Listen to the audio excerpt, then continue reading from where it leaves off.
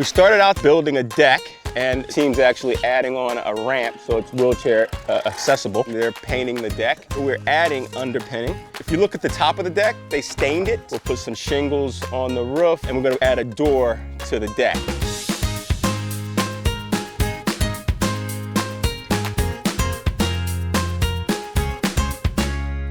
We focus on helping working poor families. They just hit one tough spot and there's nobody willing to help them. Then we hear back from them how they were able to go ahead and help their neighbors too. So it's just got a domino effect. Last year we had the big flood and it went under the house. The walls had to go, everything had to go. And we were devastated, but then Good Neighbors, they stepped in doing a total remodel.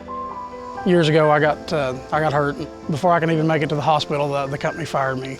We lost everything. Good Neighbors were nice enough to take us along and rebuild the old home.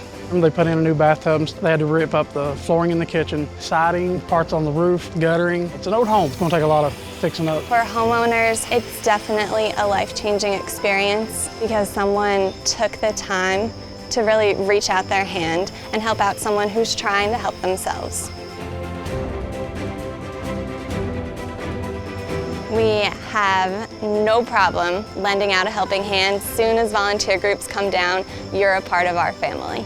My daughter asked me if I would go on a trip to Kentucky with her. My first thought was, well, there goes a week's vacation. And we got done with that trip. I realized it was one of the best vacations I had ever had. You work hard every day, you play every night. We got a good crew here that's willing to learn. They're turned into carpenters just overnight. It was the easiest decision to give up my time for a vacation and come work here.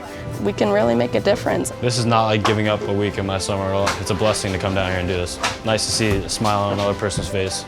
We're making such an incredible difference. If you don't take the opportunity to volunteer with Good Neighbors, you're missing out. Some of the houses, when you first get to them, you wonder, how do people live in a situation like this? Imagine having a mom and dad and 4 kids living in a house with 1 bathroom. We're giving them much needed space to improve their lives. That makes us feel good. They can go out and actually make a real difference in a week. The construction aspect, it's our tool to go ahead and show God's love to the families that we're helping. This is what we live for.